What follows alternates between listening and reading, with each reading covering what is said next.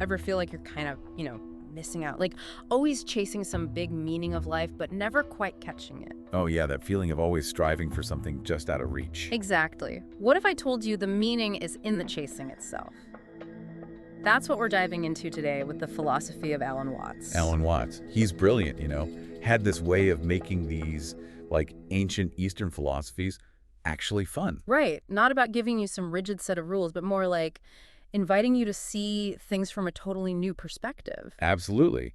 And one of his most powerful metaphors, he compared life to a dance. Life is a dance. I like that. He pointed out how, like, we tend to approach life like a journey, fixated on that end destination. Yeah, always focused on the when I get there. Exactly. But Watts would say the real joy, the real meaning, it's in every single step. It's true, though, isn't it? We get so caught up in when I graduate or once I get that promotion. Right. And we totally miss out on the experience of actually learning, growing, just being in the present moment. Totally. So, okay, how do we actually do that? How do we shift from that destination mindset to really feeling the rhythm of life, so to speak? Watts would say it starts with kind of a radical idea, recognizing that the whole notion of a separate self, the ego, it's an illusion. Okay, yeah, the ego as illusion thing always kind of throws me off. It sounds a little, A little out there. yeah, a little esoteric. Totally get it. It's a concept that shows up in a lot of Eastern traditions, like think Hinduism, Zen Buddhism. They don't see the individual as this like isolated unit separate from everything else. Okay. It's more like we're all inherently connected. Everything's intertwined. The less like, I don't know, a single star and more like, Or more like a whole constellation. yes, exactly. Watts used this great metaphor, the ocean wave. Right. A wave might look like a separate thing. Right. It's got its own shape, its own movement. Exactly. But ultimately, can it exist without the ocean? Nope, it's inseparable. In the same way, we're like individual waves, but we're all part of this vast interconnected ocean of existence. Whoa. Okay.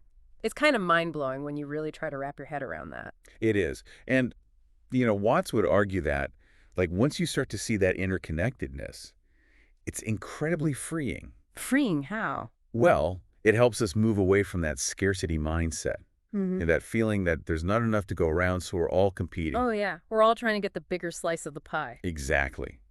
But if we're all part of the same ocean, why are we so busy trying to make bigger waves than everyone else? It really makes you think, right? Like, how different would our lives be if we actually lived from that place of connection instead of constantly feeling like we're in competition with each other? Right. It's huge. And that actually leads perfectly into another one of Watts' favorite metaphors, life as a game. Oh, yeah. I like that one. It's definitely less heavy than the whole, life is a serious quest for meaning thing. Exactly. Watts wasn't saying we should be reckless, but more like embracing that sense of playfulness, being willing to explore, to experiment, to not take ourselves too seriously. Okay, so more like approaching life with a sense of curiosity and wonder instead of fear. Exactly. Like imagine approaching your life like you approach a game you love. Ooh, okay. So I'd be less caught up in winning or losing and more focused on having fun, trying new things, seeing what happens. Yes. And that's exactly what Watts was getting at. He believed that when we let go of those rigid ideas of success and failure, that's when we really open ourselves up to experiencing the joy of just being alive. It's like when you're a kid, you can just lose yourself in playing pretend for hours. There's no end goal, just pure joyful engagement with whatever you're doing in that moment. Watts would say that reconnecting with that childlike sense of wonder and curiosity, that's essential to living a truly fulfilling life. He's got this great quote, "This is the real secret of life, to be completely engaged with what you're doing in the here and now. And instead of calling it work, realize it is play." Wow, I got chills. That's beautiful, but also kind of radical, right? I mean, in a world that's constantly telling us to be productive, to hustle, to achieve, how do we actually cultivate that presence, that ability to just be completely engaged in the present moment? That's where mindfulness comes in. Mindfulness, right. Okay. Now, I know mindfulness can sound a bit, buzzwordy, A little bit. but at its core, it's really quite simple. It's the practice of paying attention to the present moment without judgment. Okay, so less about emptying our minds and more about just becoming aware of what's already there. The thoughts, the feelings, the sensations, all of it. Yes, Yeah. exactly. And instead of getting swept away by those thoughts and feelings, we simply observe them. Notice them without attaching to them, without letting them control us. It's like Think of watching clouds drift by in the sky.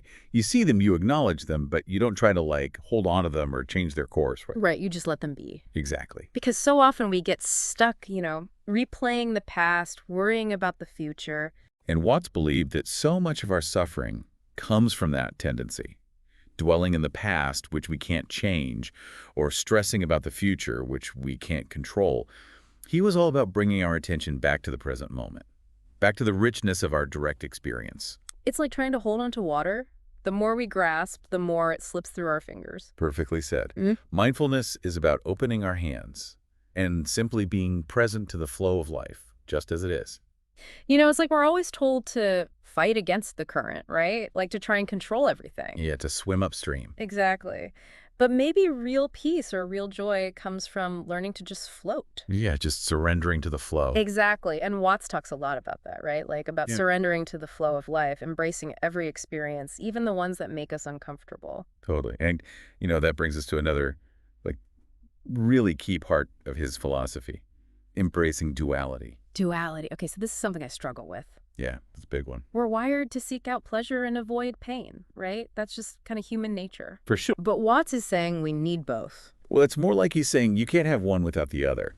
Like they're two sides of the same coin. Okay, I think I see where you're going with this. Think about like a photograph, right?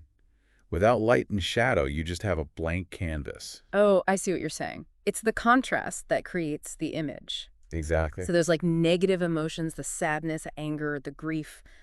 They're like the shadows that give our lives depth. Precisely.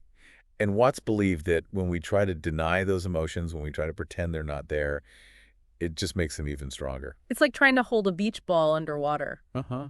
Exactly. You can fight it for a while, but eventually. It's going to pop up and probably soak everyone around you. Exactly. He was all about embracing the fullness of human experience. The highs and the lows, the light and the shadow. Because it's in those contrasts that we really discover what it means to be alive. Wow. So it's not about chasing some perfect state of happiness all the time. It's about recognizing that all those other emotions, the sadness, the frustration, even anger, they're all part of the deal. And not just recognizing them, but honoring them. Because even those negative emotions have something to teach us. Man, this has been amazing. This whole deep dive into Alan Watts has really got me thinking about things in a new way. He had a way of doing that. Even decades later, his ideas are still so relevant. So as we kind of wrap things up here, what are some of the key takeaways our listeners can take with them? We've covered a lot of ground, but I think if we had to distill it down, Watt's message is really an invitation to let go of the need to control, to embrace the present moment, and to find the joy in the dance of life, even when the music isn't always our favorite. Beautifully said. And it's a good reminder that meaning isn't something we find out there somewhere. It's something we create within ourselves, moment by moment, through our awareness, our curiosity, and our willingness to embrace all that life throws at us. Couldn't have said it better myself. Well, on that note, dear deep divers, keep questioning, keep exploring, and remember life isn't a problem to be solved, but a mystery to be lived. Until next time.